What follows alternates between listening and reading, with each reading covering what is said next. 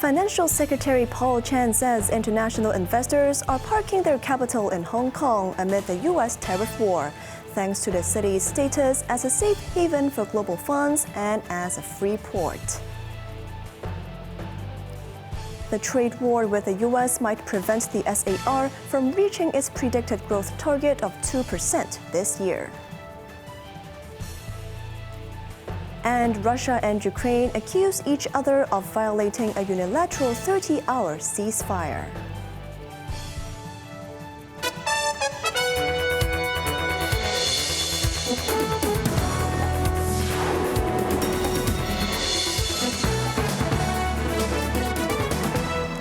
Good evening and happy Easter. You're watching Cable News. I'm Cheryl Yun.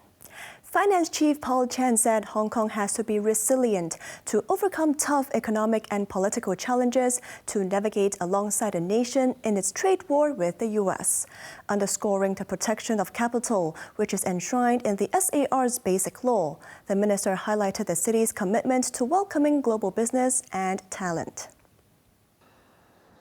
U.S. President Donald Trump's tariff war on China and the world continued to wreak havoc on trade and supply chains, drawing criticism for threatening global economic growth.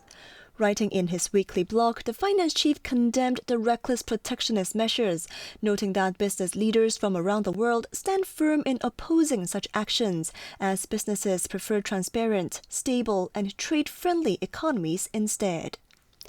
Chan said the current shifts in global trade will likely be medium to long term, but the city can turn risks into opportunities and sustain high-quality growth by leveraging support from the mainland. Chan pinpointed that the best strategy for the SAR right now is to safeguard national security, financial stability, and economic resilience to reinforce Hong Kong's position as a safe haven for global capital. Hong Kong should also take advantage of its free port status and common law system to attract businesses which are diverging from European and American markets and relocating to ASEAN countries which have a young and fast-growing consumer base. Chan highlighted that in recent months, international investors are drawn towards Hong Kong and the mainland, further signaling the East is rising and the West is declining. Finance experts suggest that Hong Kong can sustain itself, but will face economic hardships as the China-US trade war is negatively impacting the city's export performance. Depending on how far the trade conflict goes, forecasts indicate that the SAR may fall short of its predicted 2% growth this year. Jeremy Zhu reports. Taking to the airwaves, George Leung, senior advisor at Heng Seng Bank and former chief executive of the Hong Kong General Chamber of Commerce, noted that local businesses have actively diversified into new markets, and the U.S. now accounts for only 6% of re-exports, meaning the tariff hit may not be as severe when compared with the economic downturn during the COVID-19 pandemic. Citing the resilience of Hong Kong-listed firms, Leung urged caution against pessimism, but acknowledged short-term volatility in the stock market. He emphasized that the city remains attractive to international funds, and Chinese enterprises have a strong growth potential. He warned that U.S. tariffs could backfire on Washington, triggering global supply chain disruptions, high inflation, and the wave of closures among small and medium enterprises. Recent market turmoil has already shaken investor confidence in the U.S., with some capital flowing out, potentially benefiting Hong Kong if it upholds its free port status to reassure foreign businesses, Leung said. He added that banks would assess the liquidity and payment capacity of firms to support small and medium enterprises, and anticipate that expanded trade with other markets could offset the damage caused by the cancellation of orders from the U.S. Jeremy Zhu, Cable News. Chief Executive John Lee will lead a high-level delegation visit to Zhejiang Province starting Tuesday. The visit to the technological powerhouse of Hangzhou and the industrial hub of Ningbo is aimed to enhance cooperation between the SAR and the province. To pursue and set up a specific cooperation mechanism, Lee will be joined by 7 top Hong Kong officials, including Chief Secretary Eric Chan, Deputy Financial Secretary Michael Wong, and the Secretary for Commerce and Economic Development Algernon Yao. During the 4-day trip, Li and his delegation will attend the first plenary session of the Hong Kong-Zhejiang Cooperation Conference in Hangzhou. In Ningbo, the SAR leader will preside over an investment promotion event at the Ningbo-Hong Kong Economic Cooperation Forum. The delegation will also visit facilities and projects specializing in healthcare and innovation and technology. Hong Kong and Zhejiang have maintained frequent exchanges, keeping close ties in economic affairs, trade, and cultural exchanges. Li will return to Hong Kong on Friday. Despite the vast majority of Hong Kongers heading to the mainland to enjoy the long Easter weekend, many others who stayed back took some time out to enjoy the sights and sounds of the city when it was less crowded. Evelyn Bai reports. At Sai Kung Public Pier, some families took advantage of the sunny weather and hopped onto ferries, heading to nearby islands.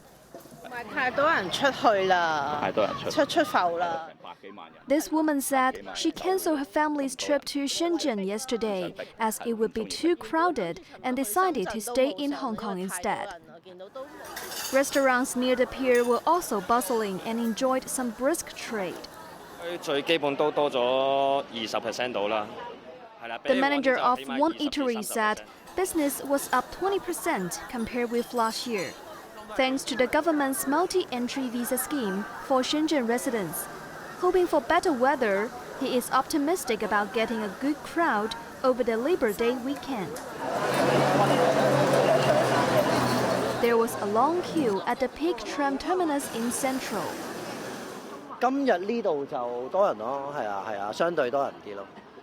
This man said he was here to have fun with his son and did not mind the crowd. A mainland visitor said she was surprised to see so many people heading to the peak, as the promenade along Victoria Harbour was not so crowded. This tourist from Taiwan said he and his family waited in the tram line for an hour.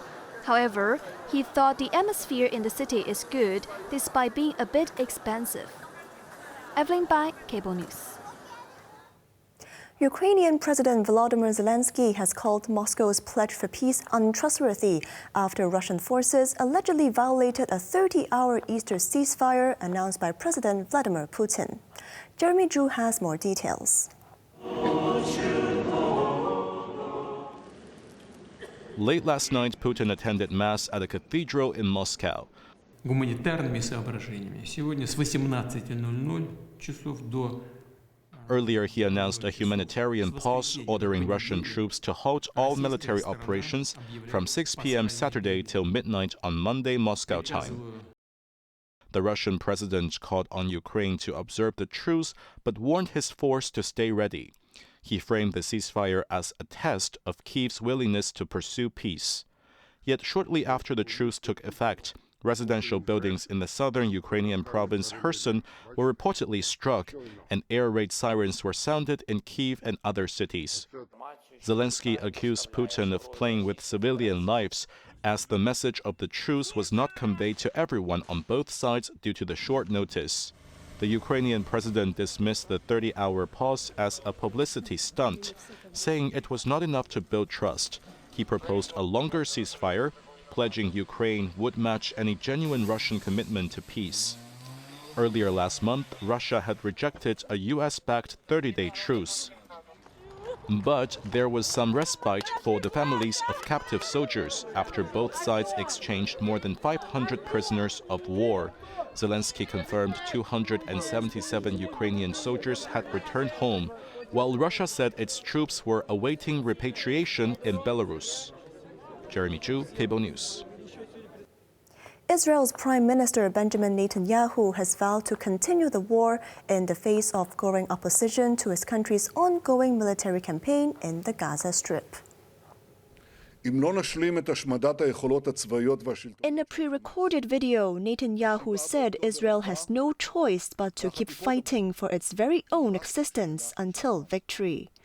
The Israeli leader called for perseverance and resilience in order to destroy Palestinian militia group Hamas and bring back the remaining Israeli hostages. Netanyahu is under growing pressure at home, not only from families of hostages and their supporters, but also from reservists and retired Israeli soldiers who question the continuation of the war after Israel shattered a ceasefire deal last month. Now in its 18th month, Israel's war in Gaza has killed over 51,000 Palestinians. The conflict started on October 7, 2023, when Hamas fighters stormed into Israel, killing some 1,200 people and taking 251 others hostage. And finally, the long Easter weekend coincided with the Tin Hau Festival, which celebrates the birth of the goddess of the sea. Celebrated across many districts in Hong Kong, the iCable team visited one event in Tuen Mun.